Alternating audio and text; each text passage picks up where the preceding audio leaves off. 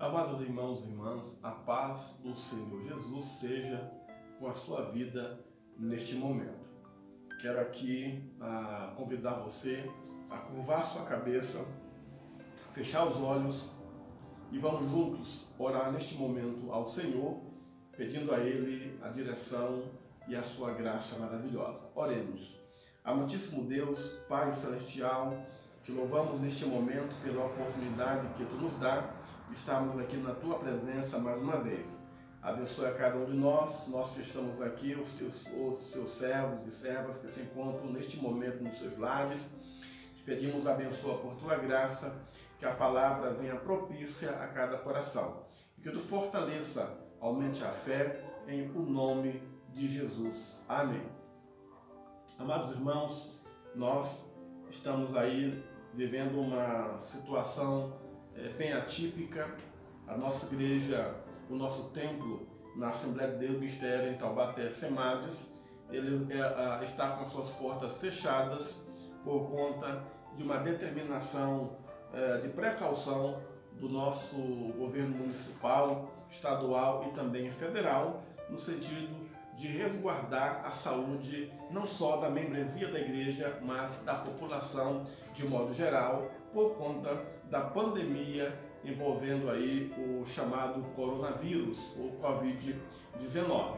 Mas isso não impede que a gente compartilhe um pouco a poderosa palavra de Deus. Nós aqui e você aí na sua casa. A distância para Deus não é nada. Nosso Deus, Ele é onipresente. Ele está aqui neste lugar, enchendo todo esse espaço, enchendo o meu coração, e está aí na sua casa, enchendo a sua vida e o seu coração. Portanto, você e eu seremos abençoados pela poderosa palavra de Deus.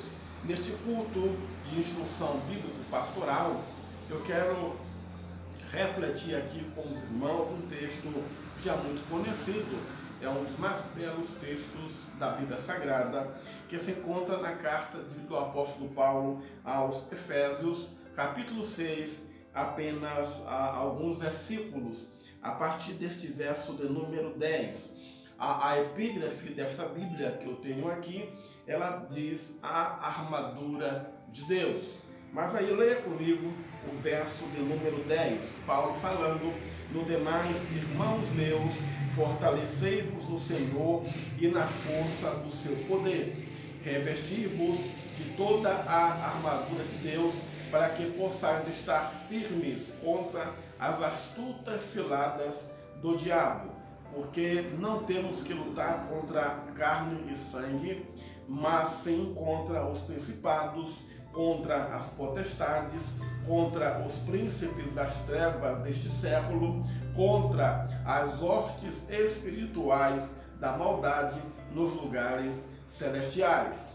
E aí ele prossegue aqui na sua recomendação aos irmãos ali na cidade ou da igreja que estava localizada na cidade de Éfeso. Na verdade, esta aqui é uma das muitas epístolas do apóstolo Paulo. Paulo é o maior escritor de todo o Novo Testamento. Paulo, ele escreveu sozinho 1/3 de todo o Novo Testamento. As suas cartas, elas são cartas de incentivo, elas são cartas de conselho, elas são cartas de orientação para aqueles que desejam seguir uma vida cristã autêntica, para aqueles que desejam seguir uma vida cristã sábia. E neste contexto aqui, o apóstolo Paulo está orientando aqueles irmãos para que eles conseguissem, vamos dizer assim, ultrapassar ou transpassar ou vencer, transpor uma dificuldade que naquele momento era muito pesada para aqueles irmãos. E com certeza tem tudo a ver com o contexto que estamos vivendo. Obviamente que o objetivo da carta era fortalecer os irmãos em relação à batalha, à guerra espiritual. No nosso caso aqui, a nossa grande dificuldade é vencer um inimigo invisível, que é um vírus que tem prejudicado e ceifado milhares de vidas ao redor do mundo. Mas o apóstolo Paulo, pensando na maneira como a igreja deveria enfrentar as dificuldades espirituais, essa forma, essa orientação, com certeza cabe para nós aqui. Quando o apóstolo Paulo diz assim: no demais, irmãos meus, fortalecei-vos no Senhor e na força do seu poder. Quando Paulo fala no demais, ou seja, está levando já para as partes finais ou as considerações finais da sua carta.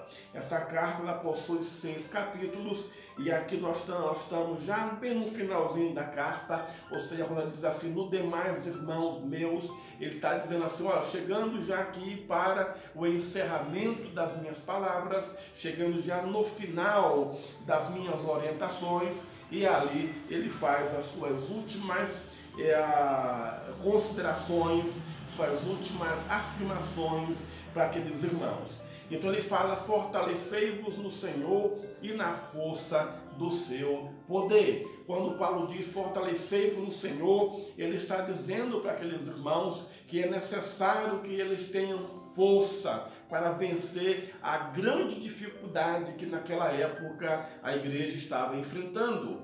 A dificuldade era a perseguição, a dificuldade era a investida dos inimigos do Evangelho, a dificuldade era a perseguição que era motivada ou levada a efeito por aqueles que não acreditavam no Evangelho. O que Paulo está dizendo aqui é que esses irmãos, que a igreja do Senhor deve estar fortalecida, ela deve estar alicerçada no Senhor. Agora, o interessante aqui é que ele diz assim, fortalecei-vos. A ideia aqui, na verdade, é de uma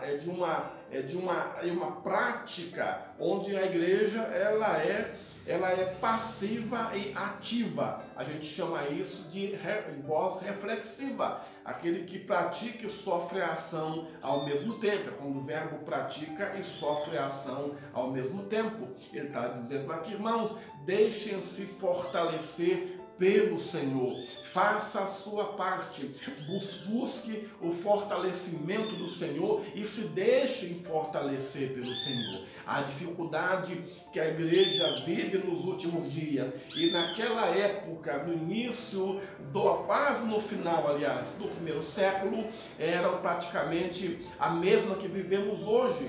Porque ainda que tenha mudado um pouco o contexto aqui, mas nós enfrentamos uma situação difícil, uma situação complicada. E nós necessitamos da graça de Deus para vencer tal dificuldade. Então, irmãos, fortalecei-vos no Senhor e na força do seu poder. Quando Paulo diz, fortalecei-vos no Senhor e na força do seu poder, ele está dizendo que a força que a igreja possui, a força que a igreja tem, o poder que a igreja tem, não é dela. O poder que nós temos para vencer as dificuldades, o poder que nós temos para vencer as lutas, não é nosso, porque não vem de nós. O poder que nós temos na nossa vida vem do Senhor que fez os céus e a terra. Nós acreditamos que Deus ele é poderoso para nos dar vitória. É Ele que nos fortalece. E aí Paulo fala, revesti-vos de toda a armadura de Deus. Revesti-vos de toda a armadura de Deus. Neste caso aqui, o verbo revestir, revesti-vos, ou seja, a ação ela é mais passiva, ou seja, o crente ele deve se deixar vestir-se pelo Senhor, né? Ou seja, nós devemos permitir, deixar que Deus, por meio do Espírito Santo, coloque em nós as armaduras ou a armadura de Deus. Você deve lembrar muito bem durante a Idade Média, vendo aí os filmes, né, de época, os textos de história, aqueles soldados, eles vestiam aquelas armaduras com capacete, com couraça, aquela indumentária feita de ferro. Aquilo tudo, na verdade, não era colocado pelo próprio soldado, porque ele não tinha nenhuma condição de colocar tudo aquilo. Era necessário que uma espécie de ajudante, ou o pajem, o responsável, o ajudante de armas, colocasse nele toda aquela indumentária. Ele só não conseguiria colocar todas as peças da armadura sozinho. É necessário que ele se deixasse vestir por alguém. O sentido é o mesmo. Nós precisamos deixar que Deus, por meio do Espírito Santo, coloque em cada um de nós as armas espirituais. Olha o que ele diz aqui: revesti-vos de toda a armadura de Deus, para que possais estar firmes contra as astutas ciladas do diabo. Tem versão que traz a palavra maligno, contra as astutas ciladas do maligno. Mas de um modo ou de outro, o maligno, o diabo, o indivíduo aqui é o mesmo, é o inimigo de Deus, o inimigo das nossas almas, aquele que veio para matar, roubar e destruir. Então, o que Paulo diz aqui é que nós devemos deixar que ele, o Senhor, por meio do Espírito Santo, coloque na nossa vida, coloque em nós a sua armadura, para que nós possamos então ter condição de pelejar ou de permanecer firmes contra as astutas ciladas do diabo. Observe aqui a palavra cilada, astuta cilada. Quando nós falamos de cilada, quando nós pensamos em cilada, é a mesma coisa que a arapuca, é a mesma coisa que embuste, é a mesma coisa que projeto oculto, né? O inimigo então ele esconde as armadilhas para então pegar os menos avisados ou os desavisados. Ele arma a arapuca para pegar as pessoas, aquele que não está tão atento. E Paulo diz aqui, nós precisamos nos deixar vestir pela armadura de Deus, para que possamos estar firmes contra as astutas ciladas do maligno. Ele não está dizendo para que a igreja recue, ele não está dizendo para que a igreja não avance, ele não está dizendo para que a igreja retroceda. Ele está dizendo aqui, se nós olharmos e percebermos a ação do adversário, nós precisamos continuar marchando, precisamos continuar pelejando, nós não podemos retroceder. A igreja do Senhor, irmãos, não retrocede. A igreja do Senhor, minha irmã, não volta atrás. A igreja do Senhor, ela não foge, ela caminha para frente, para o alto, ela anda para frente, olhando para Jesus, o autor e consumador da fé. Então, geralmente, quando a pessoa descobre que tem alguma arapuca, alguma cilada armada contra ela, a tendência é desviar o caminho, é trocar de direção. A igreja não pode agir assim. Ela sabe que o inimigo preparou a armadilha, ela sabe que o inimigo está pronto para investir contra ela. Ainda assim, ela caminha para frente, ela não anda para trás, ela não retrocede, ela não teme a ação do adversário. A situação que vivemos hoje, você há de convir comigo, ela é uma situação atípica. Tem muita gente dizendo na internet muitas coisas. Uns falam que tudo isso é uma arma biológica feita por alguma superpotência. Outros dizem que isso é uma ação de Satanás, o vírus é o demônio que veio para prejudicar a igreja, para matar as pessoas. Seja o que for, seja arma biológica ou não, seja uma investida direta de Satanás ou não, ou simplesmente apenas uma contra-reação da natureza em relação à forma como o ser humano tem vilipendiado a natureza ou a ecologia ou o ecossistema. Seja o que for, a igreja permanece imbatível. Quando nós dizemos que nós fechamos as portas para resguardar os membros da igreja contra a contaminação, isso não quer dizer retrocesso, isso não quer dizer que a igreja está voltando para trás, isso não quer dizer que a igreja está sendo vencida. Isso significa, na verdade, obediência à ordem pública, isso significa respeito para com aqueles que estão sob a direção pastoral, mas acima de tudo, obediência ao próprio Deus, porque nós temos que resguardar, nós temos que zelar pela vida daqueles que Deus colocou nas nossas mãos. Mas a igreja não está parada. Você percebe, meu irmão, que aonde você vasculhar pelo Facebook, por exemplo, você vai encontrar irmãos fazendo live, você irá encontrar igrejas pregando pela internet, você vai lá no WhatsApp, o que você vai encontrar de mensagens sendo pregadas ali pelo WhatsApp é uma coisa absurda. Irmãos fazendo culto nos lares, irmãos fazendo reuniões de oração nos lares e transmitindo pelo WhatsApp, transmitindo pelo Facebook, como acabei de citar, transmitindo pelo YouTube. Nunca em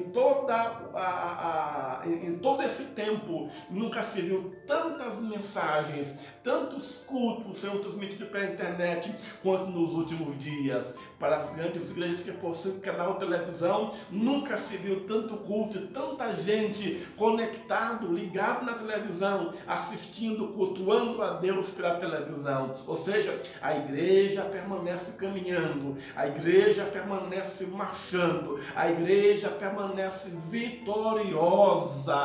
Anos passados, lá no primeiro e segundo século, quando Roma se levantou contra os cristãos, você deve lembrar disso, lembra do livro de história, os irmãos eram perseguidos, missionários eram mortos, Estevão foi o primeiro, e depois dele muitos outros irmãos também deram a própria vida para pregar o evangelho, irmãos. E quando se imaginava que a igreja estava sendo dizimada, muitos cristãos tombavam nas arenas romanas, mas enquanto caía 50 na arena romana, lá na arquibancada Deus levantava 200, se 300 morriam, sendo devorados, estraçalhados por leões, Deus levantava milhares e milhares e milhares, a tal ponto que Tertuliano disse: sangue de mártir é semente que faz cristão. Ou seja, nada pode parar a marcha triunfal da igreja, nada pode parar a marcha triunfal da noiva do Cordeiro de Deus. Então nós não estamos vencidos, nós não estamos parados, estamos fazendo a obra de Deus como nunca fizemos antes. Isso é fato. Então, se é uma ação do adversário, se é um demônio, se é uma arma biológica ou uma consequência natural do ecossistema vilipendiado pelo homem, seja o que for, a igreja não retrocede. Então Paulo diz: revestivos de toda a armadura de Deus, para que possais estar firmes contra as astutas ciladas do diabo. O nosso inimigo, o inimigo de Deus, o inimigo da nossa alma, não brinca de ser diabo. Mas vou te dizer também uma coisa: a igreja não brinca de ser igreja. A igreja não brinca de ser noiva do Cordeiro. A igreja não está aqui para ser vencida. A igreja está aqui para ser vencedora, porque ela já venceu, porque o noivo, Jesus, é mais do que vencedor. Amados irmãos e irmãs, e aí Paulo prossegue mais um pouco aqui no verso 12, porque não temos que lutar contra a carne e sangue, mas contra os principados, contra as potestades, contra os príncipes das trevas deste século, contra as hostes espirituais da maldade nos lugares celestiais. Ele está dizendo aqui que o lugar da nossa luta não é aqui no plano físico, que o ambiente do nosso combate não é físico, o ambiente do nosso combate é espiritual. Nós não lutamos contra pessoas, nós não lutamos contra governos, nós não lutamos contra indivíduos, nós não lutamos contra pessoas, nós não lutamos contra o padeiro que rouba no peso do pão francês, nós não lutamos contra o açougueiro que rouba no peso e no preço da carne, nós não lutamos contra o farmacêutico que de maneira irresponsável ele aumenta o preço do álcool em gel, nós não lutamos contra o prefeito, nós não lutamos contra o governador que não faz parte ou que não pertence ao nosso partido, nós não lutamos contra o presidente da República, com o qual eu não votei, não vou com a cara dele, porque não faz parte do meu partido. Não, não. A nossa luta é contra Satanás, é contra os principados. A nossa luta não é física, a nossa luta não é material, a nossa luta é espiritual. E tem muita gente que não entendeu isso ainda. Há cristãos que não compreenderam ainda que a luta, esta luta, não se trava no ambiente físico. Essa luta não se trava com palavras de ofensa. Essa luta não se trava com a força do braço. Essa luta não se trava com mecanismos humanos. Essa luta se trava por meio da oração. Essa luta se trava por meio de uma vida de extrema entrega a Deus. Esta luta se trava por meio de uma busca constante do poder de Deus. Essa luta se trava por meio da leitura e reflexão e introjeção da palavra de Deus. Essa luta se trava com o coração contrito e quebrantado diante de Deus. Essa luta se trava com a obediência, com o coração obediente e contrito, com o coração sensível à voz do Espírito Santo. É isto que algumas pessoas precisam entender e muitas não entendem. Elas acham que elas vão vencer, que a igreja vencerá se a igreja lançar mão das mesmas armas que o mundo lança mão para lutar contra ela. As pessoas imaginam que elas irão vencer, que a igreja irá vencer se ela usar os mesmos expedientes que o mundo utiliza para lutar contra a igreja. Meus senhores, irmãos e irmãs, não é desta forma. A nossa luta não é contra a carne. A nossa luta não é contra o sangue. A nossa luta é contra Satanás. A nossa luta é contra as hostes espirituais da maldade. A nossa luta é contra aquele que sempre foi inimigo de Deus. E é isso que temos que entender. Neste momento, nesta pequena reflexão, eu quero que você pense comigo neste exato momento. Os dias são críticos, a situação é crítica, tem muita coisa ainda para acontecer e cabe a cada cristão se envolver nesta luta. Não é ir para as redes sociais e discutir política pública. Não é para ir às redes sociais e discordar da maneira como o governador do estado de São Paulo está fazendo ou lidando com a situação. Não é para ir para as redes sociais e discutir contra o prefeito do Rio de Janeiro, né? E a forma como ele tem feito para conduzir este momento crítico. Não, não, não. A hora agora é de nós colocarmos o nosso joelho no chão e orarmos a Deus. A nossa igreja, desde o momento que iniciou essa pandemia, nós temos todos os dias, às 10 da noite, às 22 horas, nós estamos orando a Deus, nós estamos combatendo, nós estamos pelejando nas regiões celestiais contra um inimigo mais poderoso do que o coronavírus. Amados irmãos e irmãs, apenas a igreja do Senhor, apenas aquele que serve a Deus, sabe disso. O maior inimigo não é o Covid-19, o maior inimigo é Satanás, que sorrateiramente ele mata vidas. E quando eu falo vidas, eu estou falando de vidas espirituais. Jesus disse: não temam aquele que pode matar o corpo, antes, porém, temam aquele que pode matar o corpo e fazer perecer a alma no inferno. Nós precisamos, irmãos e irmãs, entender isso. A nossa luta não é contra a carne, não é contra o sangue. Que Deus te abençoe, que você reflita sobre isso, que você encontre o seu lugar como igreja do Senhor nesse combate em que estamos inseridos. Que o Espírito Santo oriente você a ser canal de bênção para aqueles que estão à sua volta. Que esses dias em que você permanecer aí na sua casa, recluso, em quarentena, você reflita qual é a sua posição no reino de Deus. Qual é a sua posição neste combate em que estamos inseridos. O nosso inimigo é muito maior do que um simples vírus. O nosso inimigo é muito mais poderoso e letal do que o coronavírus.